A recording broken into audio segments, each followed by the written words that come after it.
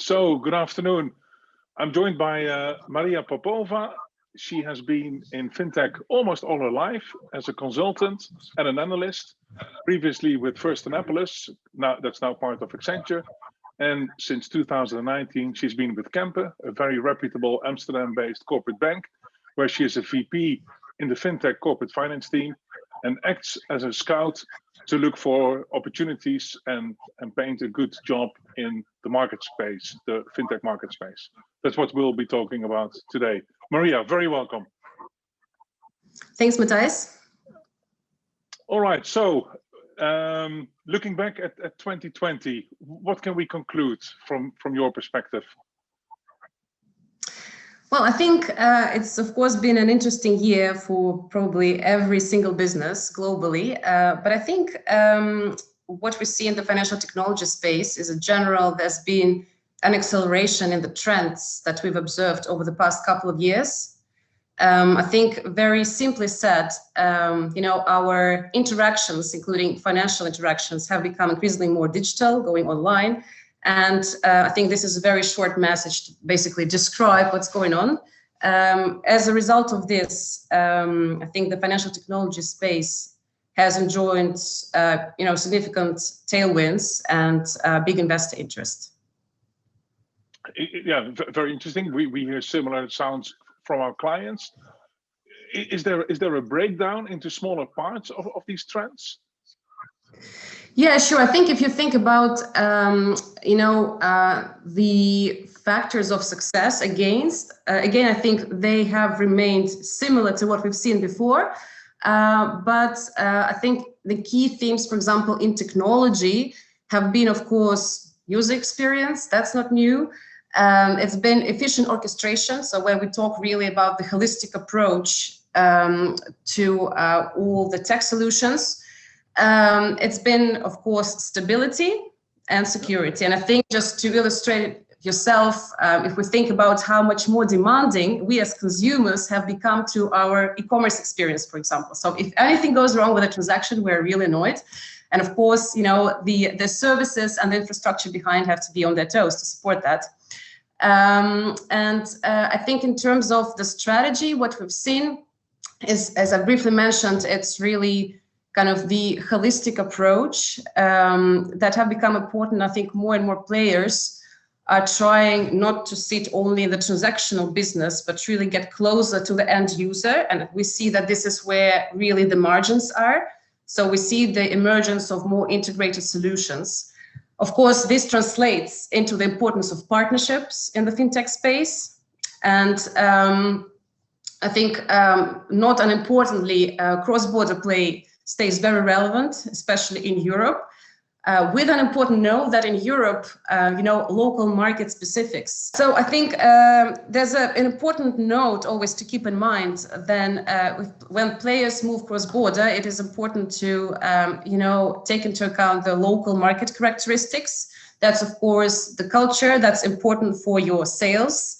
That's ability to establish effective partnerships.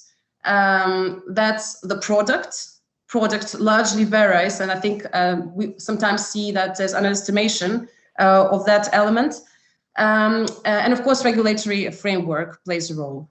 So I think these elements are very important in the go-to-market.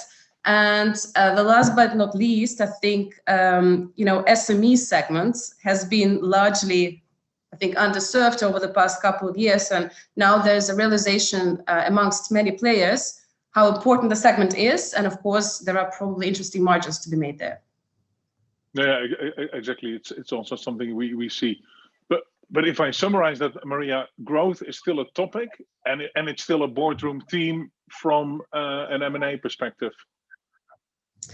Definitely. I think today and this year, it's been all about growth. And growth comes at a premium today. I think it's really the revenue generation potential that is valued by investors today. I think the situation has been somewhat different 3 to 4 years ago when we were more in the markets of stability and profitability. I think more business was generally in hands of more traditional legacy players. of course, there's been always, a quest to gain more volumes, but I think there was also, a more desire to make any euro that you turn around more profitable. But I think now, of course, what we see is that, EBITDA and the external proceeds get, reinvested in more growth, into sales, into cross-border expansion. So this creates kind of a self-fulfilling prophecy in a positive way. But I think, that's still to be seen how the situation will evolve in the next 3 to 4 years. So how do you think this will play out? Will it be a winner or a top 3 front runner takes all, both from a funding and a market share perspective? I think there's a difference about which kind of position in the value chain we're talking about. I think if we talk really about the core, and if I talk about the payments, it's really the payment transaction. I think the transaction business is becoming largely commoditized. I mean, that's been a trend for a number of years now. And of course, there's been a wave of big M&A that's going on, across the continents. And of course, we've recently also heard the announcement of the plans of FIS and global payments. So I think that's kind of the latest and greatest on the subject. But I think in certain niches, and also where we see the pockets of growth, such as, for example, marketplaces or subscription business or fraud management, I think there's just a bit more granularity, and I see that there the consolidation will be happening more kind of along the axis of the product, and then more looking into cross-border expansion, especially in Europe. And I personally think that, for every stage of growth of the company, there are unique challenges. I think growth comes at a price. We know this. There are very important elements to technology and knowledge-based businesses, such as, integration of platforms and integration of teams. So I think, we'll see how this evolves. Yeah, true. Exactly. It's very crystal ball territory. We still see a lot of M&A. We have recently seen, particularly in the US, but in general, a lot of IPO activity. Valuations seem high, but you're closer to the fire. Can you shed some light on that? Sure. Yeah, I think the beginning of the year, of course, have been challenging, and we've seen in the month of March, April, markets almost going to standstill, and we've seen a few IPOs that needed to be postponed. We've seen a few fundraisers that needed to be postponed just because it was. There was a lot of uncertainty, and it was difficult to, run valuations. I think here in the Netherlands, we've seen, especially amongst the e-commerce PSPs, quite, stellar performance. I think Adyen has been doing great since March, and what we've seen, I think, the stock price grew by over 95%. I think that been trading at the multiple over 49 times net revenue right now. I think Molly, of course, have made a beautiful fundraise with TCB. So I think all these creates, a lot of interest in the Dutch PSP space, or a broader, I would say, financial technology space. So I think in the next 12 to 18 months, we'll see more activity that involves the Dutch companies. So you're saying it's actually very good with an Adyen and a Molly. It's good for the fintech or the payments ecosystem to be in Amsterdam, because these types of investments attract focus and attract additional funds, or potentially, of course, attract additional funds. Absolutely, yes. All right. Yeah. So interesting. And are there sectors or niches within fintech that have done better than average? Yeah, I think, quite frankly, for us, people who look kind of and analyze the industry, the sectors have remained the same, I think, over the year. So I think the important first sector would be really business management software. And specifically, I think we'll look in a very broad sense. The important areas there would be kind of the entire order to cash kind of life cycle with receivables and payables automation with e-invoicing. And another sector that receives a lot of attention, this would be the ISVs, so the independent software vendors. I think there's been a lot of interesting change going on there. I think the second interesting space that we follow would be the payment space. And I think there we, of course, look at the core payments world, but also on really pockets of growth, such as marketplaces and, recurring billing as subscriptions. So, yeah, there we've seen quite a lot of growth over the year as well. Another interesting area that has had some kind of mixed effects, but it's very interesting to watch is remittances. And that's, of course, happens on a global scale. And the last but not least, risk and fraud management, that's been, increasingly important over the years and is absolutely important today. All right. You mentioned partnerships previously, and we were just talking about ISVs. So, for instance, Lightspeed and Shopify are names that come to mind. They have a lot of partnerships and they have an ecosystem on their own. Are those also opportunities you're looking at? Yes, definitely. Of course, yeah, we named the listed peers, but there are also, a few private companies that play a very important role in the ecosystem. I think historically, ISVs have been a very important distribution channel for acquirers. And then, the companies would work on a revenue share model. So this, I think, now is evolving into the payments bit, so the acquirers / PSPs and the kind of ISV, the software bit coming under the same roof. And we see kind of, direction. We see, M&A or partnerships in both directions. So we see acquirers of PSP stepping into the ISV space, or really taking strategic stakes or acquiring. So this has been happening actually for a number of years now and has accelerated. We also see actually the trend that's happening now the other way around. So ISVs who would like to have their own core payments technology who are also acquiring more the payment acceptance players.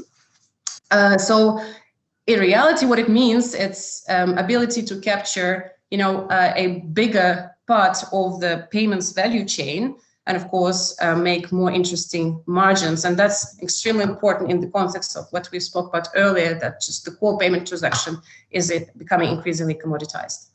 Yeah, exactly. So they're creating a sticky solution rather than selling the different elements. Yeah, absolutely. And I think stickiness is a very fair argument here, and for all segments of the companies. I think for the enterprise / big corporate players, there is a lot of customization. I think integration, of course, now integrations happen faster, but still integrations do take time and effort. And so there is some stickiness, and the readiness to switch is relatively low amongst the enterprise clients.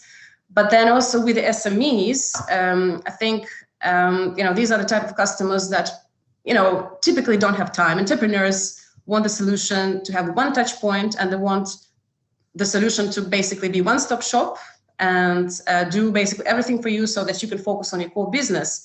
And I think once an SME has found this kind of touch point, they're satisfied, they're also not likely to switch. So indeed, integrated solutions do create stickiness. Do you have an example of where these themes come together? So the themes of partnerships, automation, and an integrated offering? Yeah, I think Unified Post would be a great example. So that's what we call integrated payments or order to cash type of player. Belgium-based, based that offers own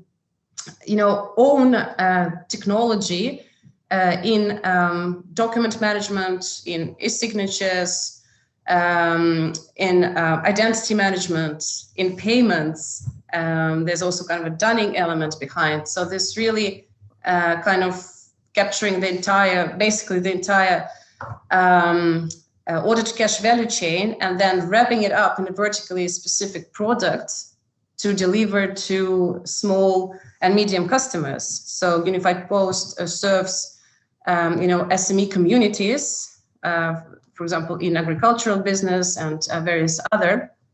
And so this has been a very interesting and successful company that IPO'd in September this year. So Kempen has supported the company for a number of years. We've been trusted advisor to Unified Post and supported first the pre-IPO convertible, and then supported the company to make 4 out of 5 acquisitions. And ultimately, we've helped Unified Post to go public. So the company will be, continuing its growth. So that's, I think, a beautiful example and a beautiful story that we hope to see more of. Yeah, absolutely. And how about payments in terms of growth or in terms of growth opportunity? I think payments, as I said, remain very attractive. I think, the core payments are interesting, and we see a lot of consolidation going on there. So I think the examples, as I said, already would be Worldline and Ingenico, or Netscan Cardis, Nexus. So I think that's the big kind of examples of continuing consolidation. So we expect this a bit to, continue going forward. I think there's still a lot to be done in kind of the e-commerce PSP space across Europe. We've of course seen steps that Unzer or Heidelpay previously have made, first with Anacap, then with KKR. So I think there were a couple of acquisitions lately in the ISV, and then really network service provider space that KKR has completed for Unzer. So we feel that there is still, context for cross-border play in the European PSP space that serves really, I think, all segments now. I think there's been in the beginning there was really focused on the SMEs, but now the likes of Unzer went really up the merchant tier pyramid. E-commerce is one space. Marketplaces, I feel that's a very interesting area. I think there are, of course, the usual suspects that serve the industry, such as IDN or Braintree, and lately Miracle, a very nice France-based unicorn that provides, infrastructure for marketplaces. But there are also a number of, smaller companies that serve various sizes of marketplaces, such as Lemonway, Lemonetti, MangoPay, Payout. Very interesting space, I think. A space that demands sophisticated technology on the one hand side, with the money management, so with treating all the payouts, and on the other side, with KYC or KYB element. So marrying these two together, I think,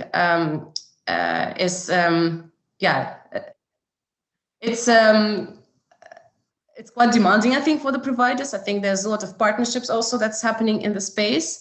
But we feel that many players that also come from the payments world are very eager to, in one way or another, serve the marketplace industry. And the last but not least, I think the recurring billing and digital subscription space continues to be very interesting.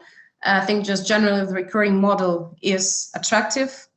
I think in Europe, what we see that, there are quite a number of local players, especially when it comes to the traditional billing space. And there is, a thesis for consolidation across various geographies. And I think we're going to see, the activity happening in the coming months. Okay. Yeah, fully agreed with you there. I think the last bit we're missing is, and we touched on it. It's fraud, risk and fraud management. You mentioned it earlier. Any trends there? And I think partially to do with increased regulation. Yeah, definitely. I think one of the most exciting areas. I firmly believe that our payment experiences in the near future will be defined by the way the fraud management and risk management is done. I think this largely involves, for example, authentication. So I think the digital identity space is extremely important now. I think there's of course a balance to be found between just the regulatory requirements such as SCA and then the friction. I think the best-in-class solutions today try to offer the less kind of the least friction experience using a variety of types of data points. So I think this would include for example, device, biometrics, and behavior combined together, which allows to make the entire journey basically completely passive and dynamic, which adapts to the behavior and non-intrusive. So I think this is the type of solution that we're going to be looking at. I think in terms of the valuations in the sector, I think if we look at the specialist that's been there for a number of years, they traded multiples of around 4 to 5 times net revenue. And I think more growth is found now with private companies. And I feel that, risk and fraud management is a global game, especially as, transactions and all interactions are becoming more and more online. So I think we'll see, cross-border expansion efforts of the really more innovative players, and accordingly, we'll see a number of fundraisers in the next 12 to 18 months. All right, interesting. That's a great outlook. So, as a conclusion, Maria, any final thoughts on what we can expect in 2021? Will we see more? Will we see less M&A activity? Yeah, I think, frankly speaking, that the acceleration will continue into 2021, and I think the market is prepared for, I think, more growth in the financial technology space, and I think we're going to see more M&A activity in the next 12 to 18 months. All right, excellent. Good to hear, Maria. Thank you very much for sharing some great insights. You'll be on the platform if people have questions, and if not, please direct them to somebody from the MGI team. I will make sure that we'll get your answer questions. Maria, thank you very much. Thanks, Matthijs. Thank you.